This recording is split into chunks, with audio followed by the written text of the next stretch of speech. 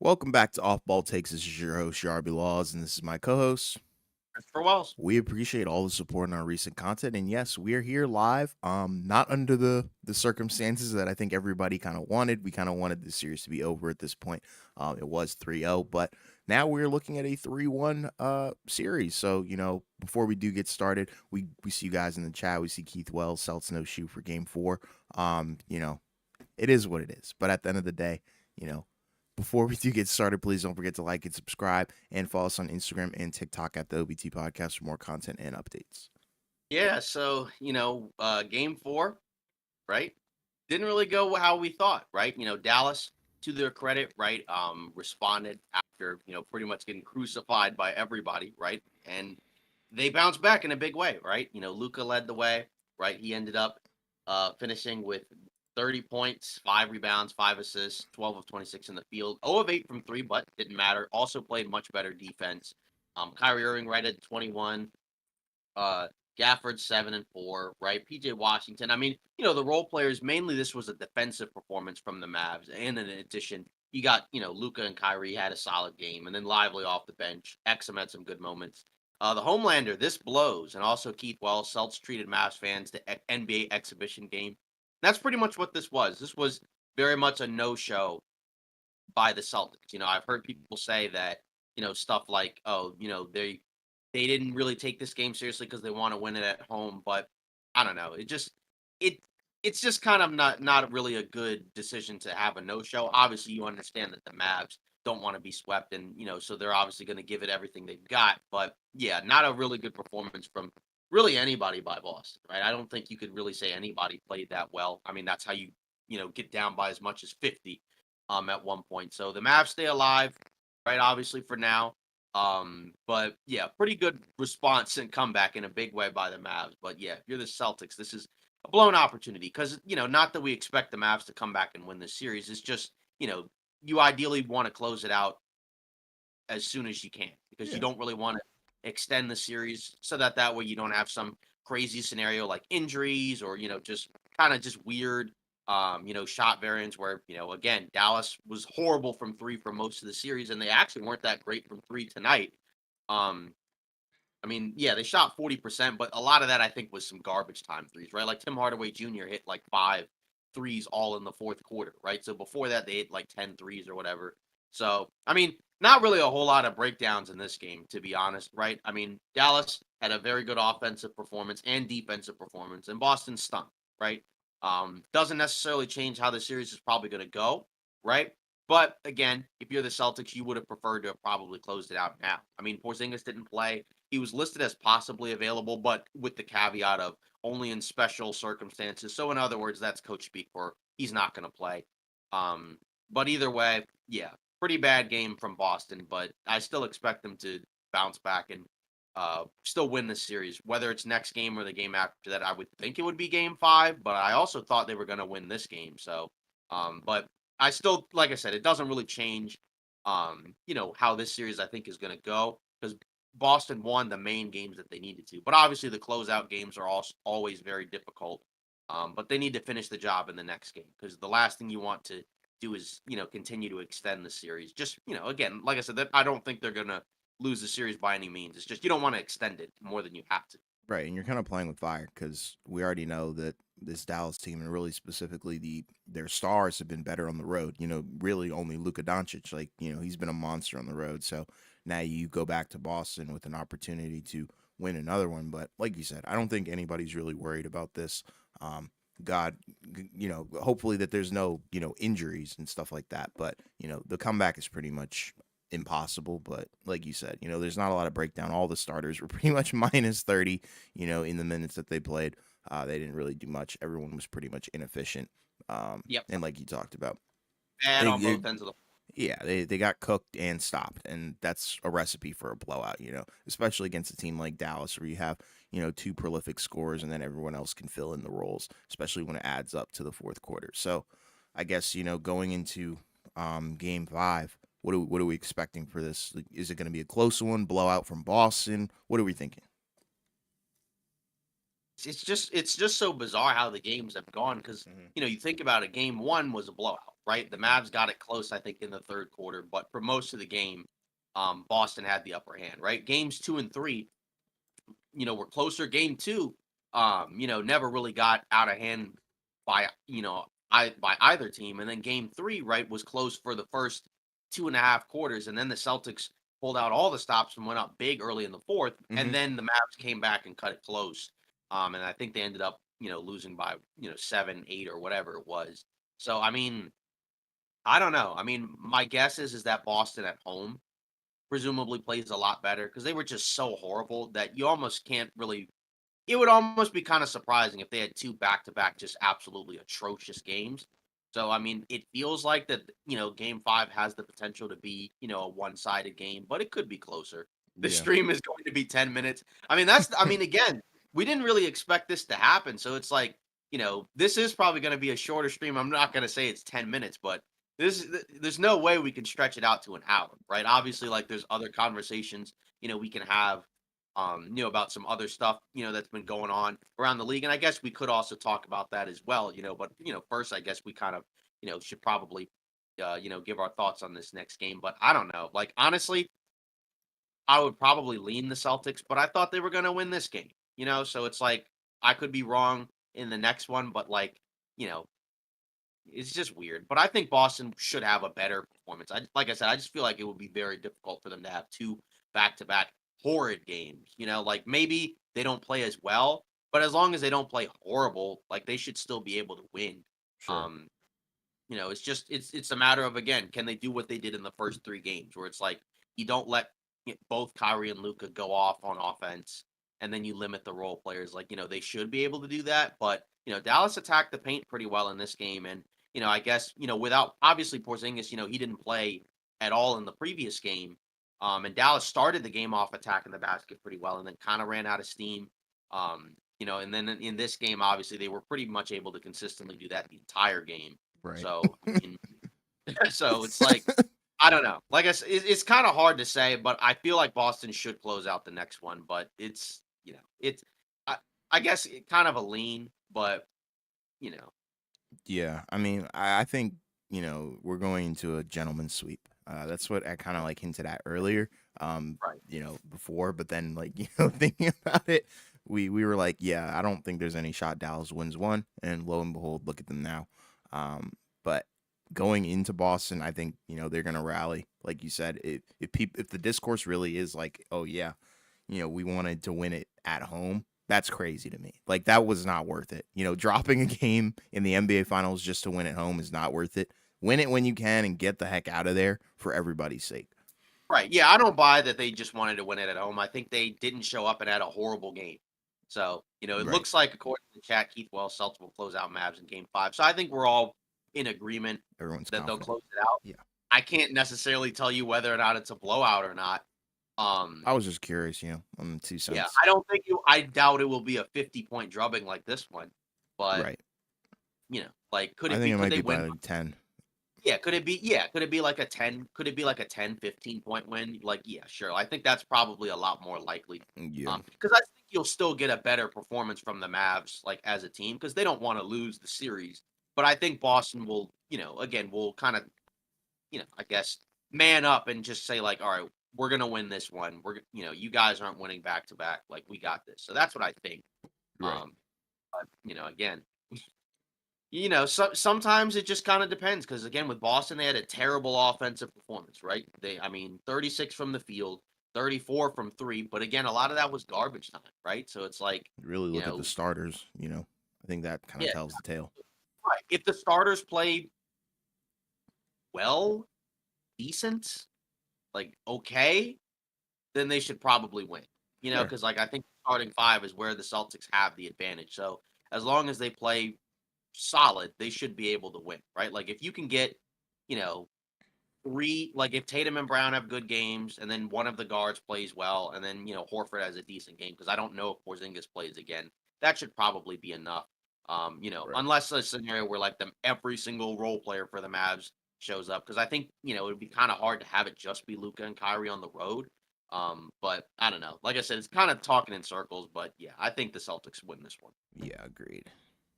So, I mean, I guess There's I mean, nothing. There's nothing you can say honestly, yeah, except for yeah, they exactly. suck. Right. They're going into Game 5. They're going to win Game 5. You know. Right. So, I mean, I guess, if that's the case, right? Because we talked a lot about, some of the other Celtics discourse in the previous one, and we should probably save some of that, for game 5, right? Assuming the Celtics win.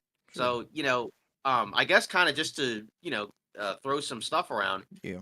there was actually an interesting Bleacher Report article coming out, right? And it was from Eric Pincus, right? And these Okay. are his educated guesses of what happens in free agency, right? So this is a guy that's an NBA insider. He's got a lot of insight into, what's goes on around the league. Obviously not every single thing is going to be right, but there's a lot of stuff, that makes a lot of sense based off of what had been discussed, right? And the first thing that he kind of was saying was he believes that Paul George goes to Philadelphia, right? Because of the fact that the Clippers sounds like they're not going to offer, Paul George a certain amount of money, right? Like, reportedly it's not supposed to be much more than what Kawhi got as the extension. But Philly could give a 4-year, $212 million deal, right? The Clippers can give like, a little bit more, right? 4 years, I think 220. But I don't think most people expect the Clippers to really give that. So a lot of people, around the league, including this guy, he believes that he ends up going co MVPs, Tatum and Brown. That's not going to happen. Um, That would be one of those crazy. only one of those guys is going to get it. It's not going to be both. It's going to be one or the other, and it's probably going to really be dependent on who plays well in the next game, I think right? it's gonna be Like JB. Tatum, like if Brown has a really good game 5, it's going to be him. If Tatum has a really good game 5, it's going to be Clippers talk. Oh, we are done for. Yeah, I mean, Yeah, I'm that's how just you saying. know it's bad. Talking about the Yeah, but Clippers in the NBA Finals. right, exactly. But actually, for the Homelander, your team was also kind of in some of these rumors as well. Oh, wow, okay. From what I saw.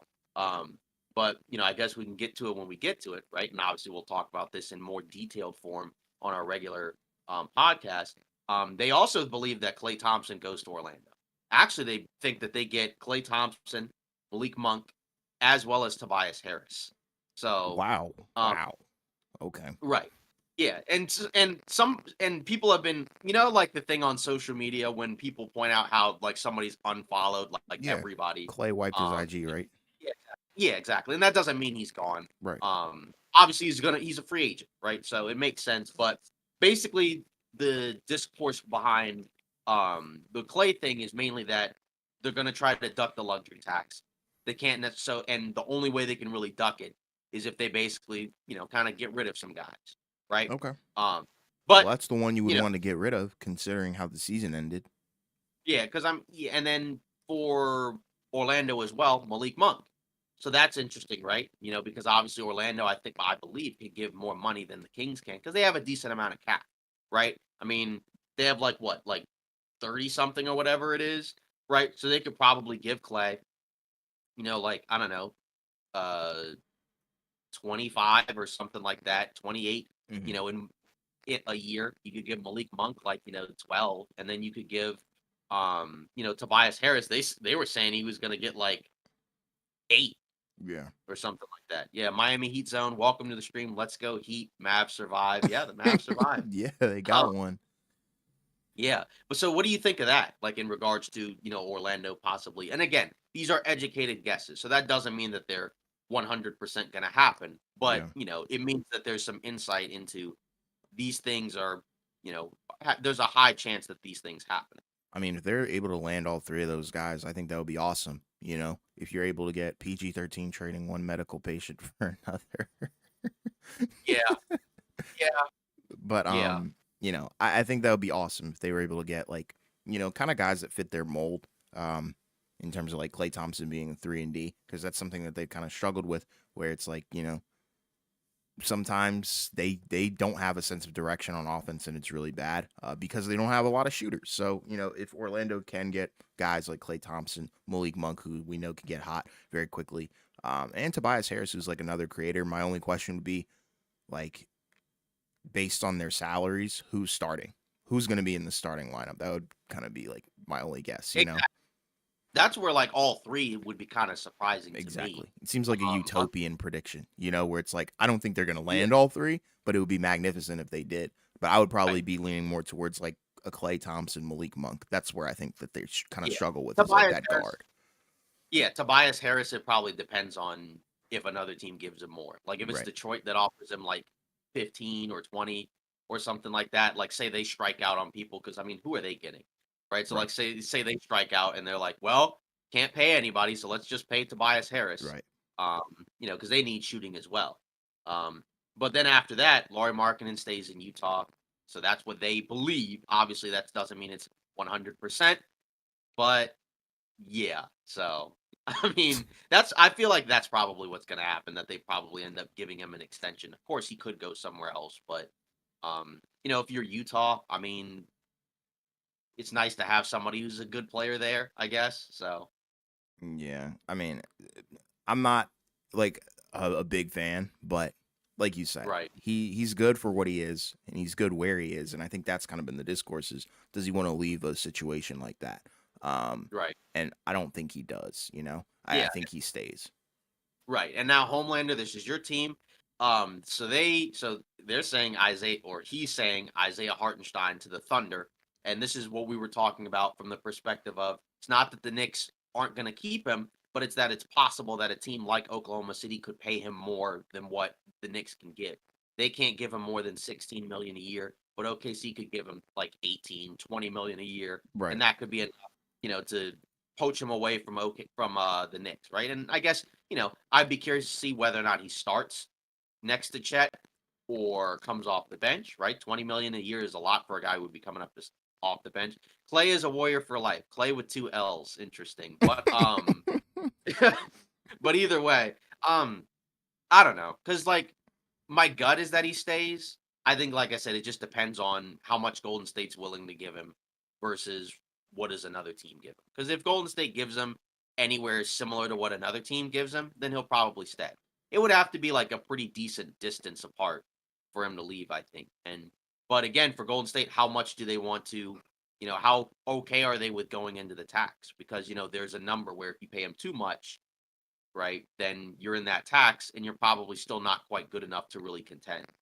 Yeah. So it really kind of depends on what the ownership wants, what Clay wants as well, right? So we'll see. But my gut is that he probably stays. And that's why I'm saying, like, even though these are educated guesses, that doesn't mean it's going to happen. The Homelander, he's good. We need the boards and hustle. Like, if OKC can get him, that would be a pretty quality signing because of the fact that he rebounds, plays hard, he can defend.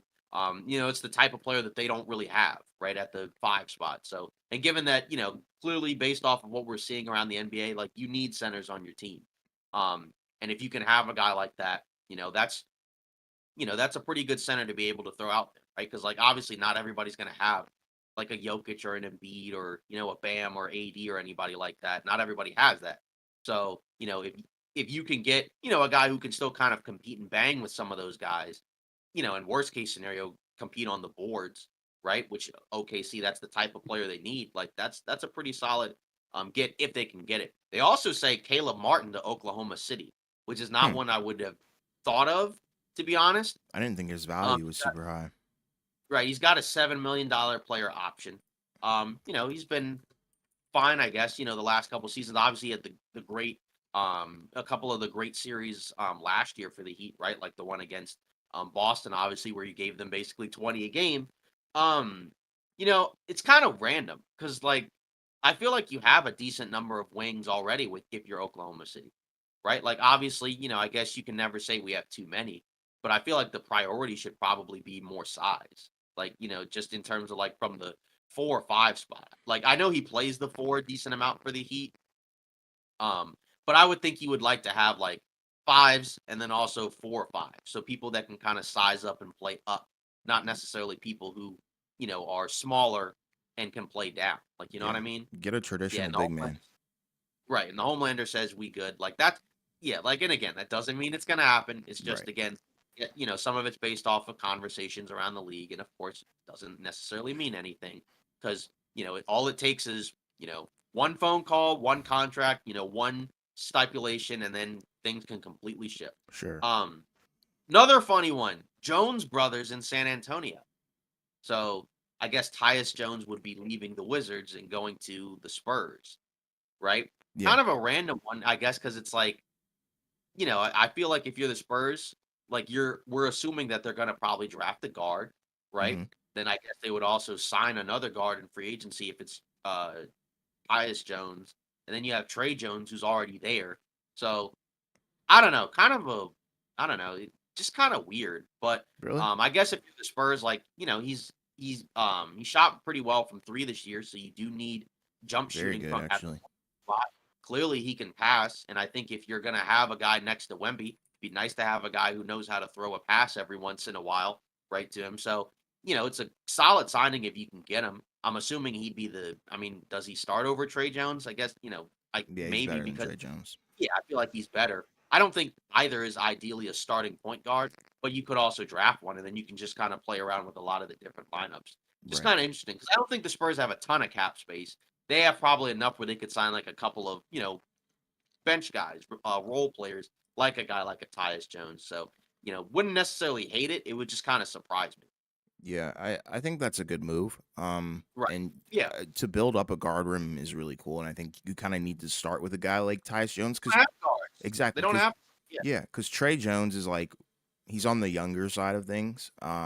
He's also a little bit more raw, better than what they were doing earlier in the season with the Sohan experiment. But then you bring in Tyus Jones, that's a solid backup, another one potentially. And then in the draft, like we've been hearing rumors of them trading up, so that kind of signifies that they want to get their guy now. So that probably means they're not even going to be looking at Topic. They probably will be looking at like a guy like Rob Dillingham or something like that. Like a more of a polished guard versus a project. And, Mhm. I think that's good. That's a good thing. And I think that's the way that you should operate and, build your guard room because I think that's the hardest thing to build in the NBA is that guard room outside of like Yeah. the wings and stuff like that that can, play defense and do everything else. Right. Next up, Mavericks trade Tim Hardaway Jr. to keep Derek Jones Jr. That That makes makes sense. sense, Yeah. right? He had a good season for them. Obviously, he's been, I guess, kind of quiet in the finals, but like he was a big part of their postseason success, anyways, right? Before that, and obviously regular season success. So doesn't really make any sense to let him go. So if you have to trade Tim Hardaway Jr. to keep him, I think that makes a lot of sense, right? Like, Yeah. I don't know if they're gonna just offload it and just send him to a team that has cap space just so they can kind of like get back a pick and not really take anything back.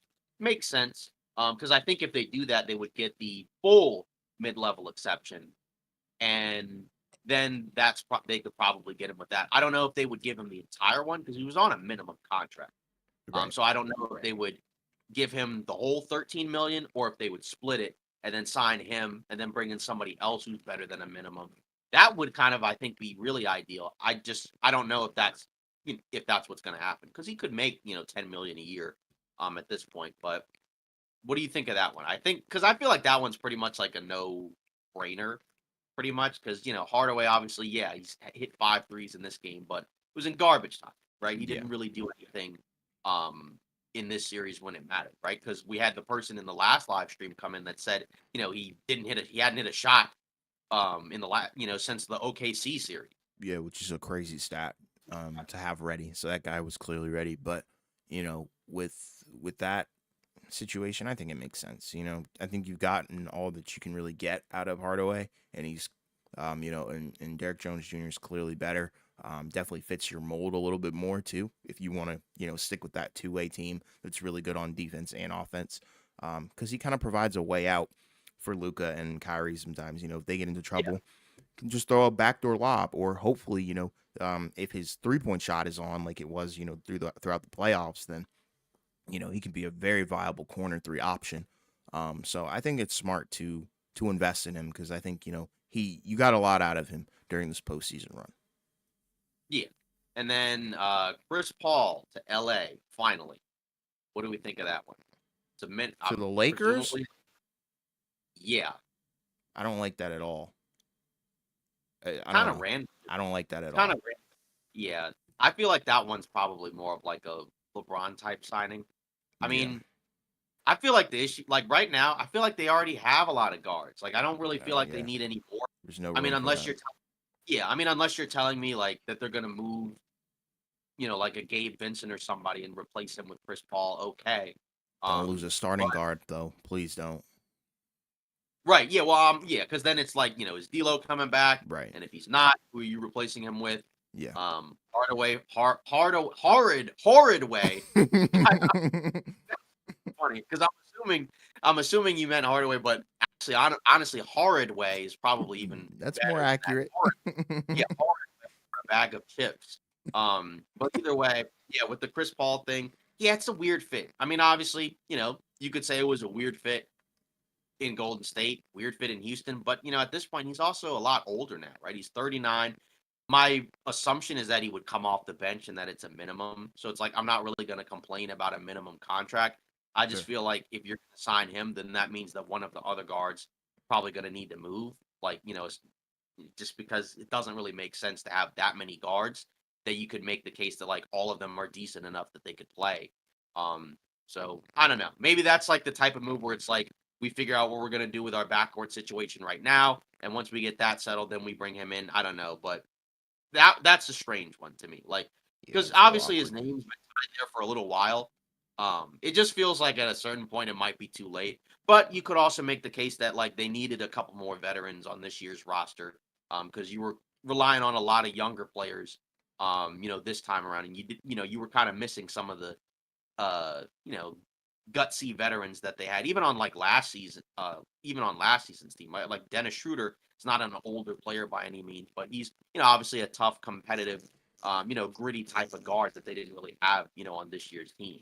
So I Sure. can understand it from that perspective, but it is a very bizarre one where I'm curious to see how it would even, because again, like offensively is not really the concern. I feel like defensively is the issue. No more Laker AARP members. Yeah, Yeah, I agree. as I agree. yeah, as a Laker fan that had the season a couple years ago where they had a lot of older players, yeah. I mean, I don't have an issue with like one or two. It's just like, again, I need to see who's available. But also, as we talked about, this is not a great free agency class. So, you may not necessarily have any better options than that. You know what I mean? Because like most of the better guards are going to go elsewhere anyways. But like I said, if they keep all the guards they have, then there's no point, right? But my guess is if this is a thing that's going to happen, that means that probably at least one, if not two, of those guards are not gonna be Lakers next season. Because I Yeah. just don't really see a reason to bring in him when you already have five other guards. So that would be my guess if that were to happen, is that some of those other guys are gone. Maybe it's Gabe Vincent, maybe it's D'Lo, maybe it's both. I don't know, but that's what I would say. Like otherwise, keep it moving. That's the Yeah. only reason I would bring him in is if you trade those other guys. Yeah, I would kind of prefer to, you know, just keep your other guys, honestly. I don't think you need to change up the guard room too much unless you're getting like a bona fide superstar in return. Right. But My if you're moving some guys just to sign Chris Paul, yeah, I think I'm good off that. And that's from an outside perspective. So I can only imagine how people really feel, who are locked in with the Lakers like that and are Laker fans. Like, I don't know. That's just a move. Considering how yeah. we saw him play this year, wasn't horrible, wasn't the worst player in the league, but like you can clearly see there's a drop off in the decline of his age as well. So, I just wouldn't buy on that. And now is not the right time to be going in that direction, in my opinion. I think, you need to capitalize on some really big win now moves versus, just And signing guys to obviously sign them. And obviously, that would suggest he's gone from Golden State as well, right? That would suggest that they're gonna non-guarantee his contract, and then he goes elsewhere. Yeah. Um, so that was, you know, I guess, it didn't necessarily work out over there. Yeah. Um, then next up, right? Then they have some smaller bullet points, right? Um, just some, I guess basic ones, right? That we probably think would happen anyways, but just kind of points, right? The Sixers using their remaining cap space to bring back Kelly Oubre, and then Lowry comes back on a minimum. Makes sense to me, right? Both of those guys were fine for Philly, and you might as well bring them back. And then for Denver, right? KCP opts out to re-sign with the Nuggets, which again is another thing I think we would expect, Yeah. right? Just because from the perspective of they can give him, whatever they need. Obviously, like they have his bird rights, so there's really no real reason to let him go, right? And he's probably not going to be one of the first guys that would get signed by another team, anyways. And that's not because he's bad. It's just because there are other guards on the free agency market that are a little bit better. And if you're Denver, you can't afford to lose him, anyways, because if you do lose him, yeah, then you're in a really rough spot. Then that means like, oh, we're gonna have to start Christian Brown, or oh, we're gonna have to try to, give Peyton Watson more minutes, and Right. they may not be ready for that, right? So you just bring Right. back KCP, run it back, maybe add to your bench or whatever. The Yeah. Homelander says this is impressive. What's impressive? Yeah, like, is it the list or is it the fact that we were able to stretch out this podcast for or this live stream for as long as we've been It doing? might be the stretching out part because we're actually at 30 minutes. Surprising. I didn't think we were Yeah, gonna get this far. and we still got a little bit more to go. Yeah. And then James, I'm assuming LeBron, right, may opt out to add a no trade clause, but he earns more by opting in and extending, right? So basically, he's gonna that the expectation is that whatever happens, he resigns, right? Which I think we pretty much expect at this point, right? Yeah. Because again, you're gonna get the most money there. Hmm. Um, and there's not a lot of teams with cap space that are, that are in a better situation than LA. And the ones that do have some cap space that are in similar situations don't have enough to bring him in. You'd have to take a pay cut. Right. That makes This is sense. this is a funny one. DeMar DeRozan extends with the Bulls before hitting free agency in July. So if I'm not mistaken, I think with the newer CBA, I think you can extend and do all that stuff like pretty much right after the season ends. So like once like the calendar or whatever flips over, I think it's like the day or whatever, or after the last finals or whatever. I'm not sure, but it's pretty soon within the next week or whatever. You'll be able to actually sign guys to extensions, right? Because free agency, I'm pretty sure, is like right at the end of this month, right? It's like June 30th or whatever. So he'll be able to extend, which again, pretty wild if you're the Bulls. But again, like I guess it's like money wise, I don't really know what else he would do. I thought it was going to be over in 10 minutes. Yeah, well, that's what happens. But Yeah. either way, what do you think of that one? Because this one, like, we've kind of heard, but it's kind of interesting, right? Because they offered him, I think, what was it, like a 2 year, 60 or 80 million dollar extension, and he turned it down. So then we were like, oh, well, that must mean that he's just not going to stay, because then it's like that's a lot of money to give up. But if he extends anyways, then I guess that doesn't really change anything. But if you're the Bulls, just weird. I mean, I guess like if you let him walk, you don't get anything back. But I also just don't understand what the Bulls, intention is going into next season, right? Yeah. Maybe if they do stuff like if you move Levine for a bag of chips, which is what everybody thinks is going to happen, assuming you re-sign Patrick Williams or whatever, okay. Maybe if a couple of guys take a leap forward like Kobe White, but I don't know, just kind of random. But I guess also it's like there's not a lot of teams with cap space anyways that it would make sense for him to go to. So it's either stay in Chicago or take a big pay cut. Yeah. I think it's more of like a money thing where, like you said, he's probably just looking to get his guaranteed money and, just chill out. And that's what I think is going to happen.